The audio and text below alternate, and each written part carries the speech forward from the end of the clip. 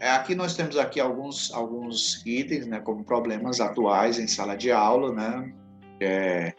Será que as rubricas, né, que a gente tem hoje, né, elas realmente atendem, né, então fazer uma leitura, né, sobre as rubricas, né, para os testes ou para as avaliações, ela é muito importante porque já tem surgido, né, muitas coisas com relação à aprendizagem, né, especialmente a questão da teoria das inteligências múltiplas. Elas têm chamado a atenção, né, para se ter uma avaliação que atenda, né, as especificidades, né, de determinados grupos, por exemplo, né.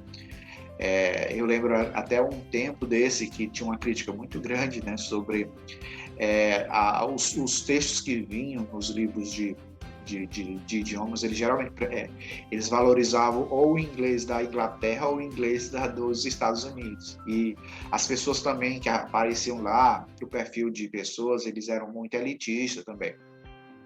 São questões que vão vindo e vão chamando a atenção, né, para essas formas de avaliar, porque elas incidem na sala de aula mesmo, né? E também veio também o computador, né, para revolucionar, né? Então, boa parte desses testes aí, eles começaram também a ser feitos pelo computador, né? Então, é bem interessante esse tópico aí. Você depois dá uma lida lá, né? Então, esses itens aí, esses fatores aí que foram surgindo, né, eles já procuraram, né, ver essa questão da avaliação tradicional versus um modelo de avaliação alternativo, né, para atender essas questões que estão na sala de aula, né? Então, implicações, né, por exemplo, né, com base no desempenho, né, avaliar o desempenho, né. Então, os testes tradicionais, eles já precisavam ter uma proposta diferente, né. Então, bem aqui nesse quadro, você vai ver uma proposta, né, para atender essas mudanças que vinham ocorrendo na sala de aula e que vem ocorrendo agora, principalmente com o ensino remoto e tudo, né? Mas uma versão, por exemplo, avaliação tradicional, os exames padronizados, eles para todos, né? Então, e é aplicado uma única vez. Já numa versão alternativa, essa avaliação ela pode ser dada de forma parcelada, né, a longo prazo, né? E no tradicional tem o cronometrado, múltipla escolha, né? O uso do meio eletrônico, esse daqui ele já tem formato mais livre, duração indeterminada. Agora, para esse modelo aqui, ele requer uma logística maior, né, também até para avaliar e tudo, né? E aí você vê aí a diferença, né?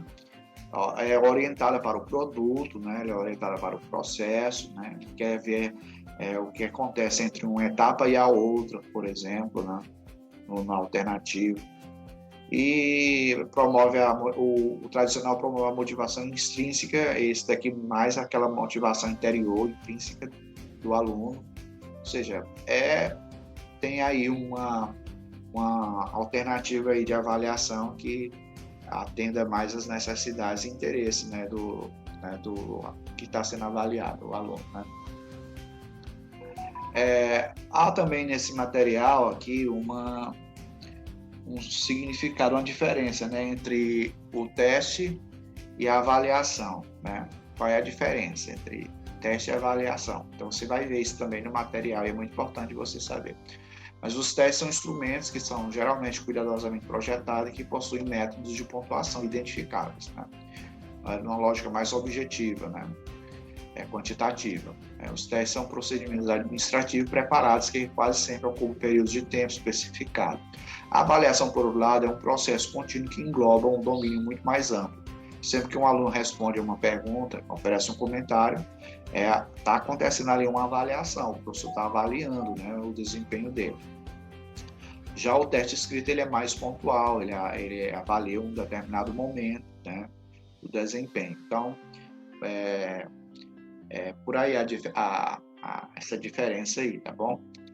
Aí mostra como as atividades de leitura, né, escuta, né, de listening, elas podem, né, ser vistas aí nessa perspectiva aí, né?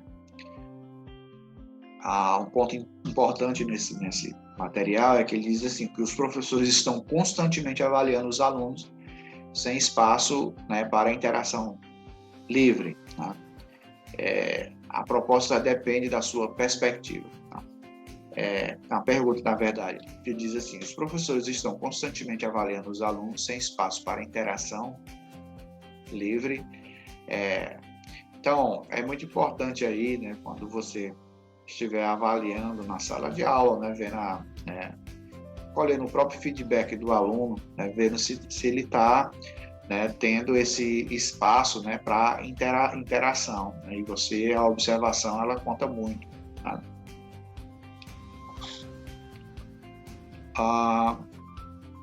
O Tomlinson, ele vai mostrar, né, lá no item de avaliação do livro didático, né, ele vai utilizar esses mesmos princípios, que é os princípios de avaliar e testar. Eu coloquei apenas 3 aqui, que é o princípio da praticidade, né, um bom teste precisa ser prático, né, até porque ele é economicamente mais viável, né. O teste que pode ser pontuado apenas por computador são impraticáveis, e o teste pode ocorrer 1000 falhas, né? Então, também tem essa questão aí. A confiabilidade também é outro princípio, né, que deve ser levado em consideração. Um teste confiável é consistente e confiável. Uma série de fontes de segurança pode ser identificada. O teste em si. Então, às vezes, a construção das questões, elas levam muito, né, a padronização é importante também, né? A confiabilidade do teste. Então, ser confiável. O teste pode não ser confiável se, por exemplo, os itens não são bem calibrados por nível de dificuldade, mal projetados ou mal distribuídos. Então, a confiabilidade ela envolve, né, essa gradação, né, de sequenciamento, né? O outro é a validade, né? Esse critério aí, ele é mais complexo, né? De longe, o critério mais complexo de um bom teste é a validade, o grau em que o teste realmente mede o que pretende medir. O teste válido de capacidade de leitura é aquele que realmente mede a capacidade de leitura. Então, a gente precisa, né, estar pensando nessas questões aí, né, na hora de, por exemplo, pensar na elaboração de um teste, né? Até para depois, quando ele for questionado, né, o aluno vir questionar uma questão para você, aí você saber justificar para ele, né? Para mediar a habilidade de escrita, pode-se pedir aos alunos que escrevam quantas palavras puderem em 15 minutos, então simplesmente conte as palavras para a pontuação final. Esse teste seria fácil de administrar, prático, porém, e a pontuação bastante confiável, mas dificilmente constituiria um teste válido de habilidade de escrita. Então, boa reflexão aqui, pessoal. Os tipos de teste, nós temos aí os testes de proficiência, né, é explorar a competência global de um idioma. Aí o TOEFL é um exemplo dele, né? O IELTS também. O teste de diagnóstico, né? Ele é projetado para diagnosticar um aspecto específico do idioma. Então, ele pode testar a pronúncia, por exemplo, né? O teste de nivelamento é isso para a gente, por exemplo, colocar o aluno em uma determinada etapa, né? A gente tem aquela framework que determina o nível do aluno no A1, A2, B1, B2, C1, C2, para a gente saber se o aluno está no A2 ou no B1, ou no próprio A1, você precisa fazer o teste de nivelamento. Ele precisa ser um teste que avalie as habilidades de forma integrada, compreensão auditiva, escrita, né, leitura, tá bom? E o teste de desempenho está relacionado diretamente às aulas em sala de aula, unidades ou mesmo um currículo total de desempenho. O teste de aptidão, né, considerar os tipos de teste que é dado a uma pessoa antes de qualquer exposição ao segundo idioma, um teste que prevê o sucesso futuro de uma pessoa. A aptidão é para saber, né, se a pessoa ela tem uma habilidade voltada, por exemplo, para as mídias ou para saber se a pessoa tem voltado para ela pode se comunicar bem. Então, são testes de aptidão. Se ela desenvolve uma determinada habilidade com maior proficiência. Bom, aqui ele diz assim, o teste de aptidão linguística é projetado para medir a capacidade de uma pessoa, a habilidade geral de aprender uma língua estrangeira e ter sucesso nessa empreitada. Aí ele traz 2 exemplos aqui, né? Esses exames são de fora, que é o Modern Test de Aptidão de Linguagem, que é o Modern Language Aptitude Test, o MLAT, e esse outro aqui, né, o Princeton Language Aptitude Battery, né, a noção da língua inglesa. O teste exige que os alunos realizem tarefas como memorizar números e vocabulário, ouvir palavras estrangeiras e detectar pistas ortográficas e padrões gramaticais. Né? Então, esse é o teste, né, de aptidão. E aí a gente já viu, né, sobre essa questão da validade dos testes.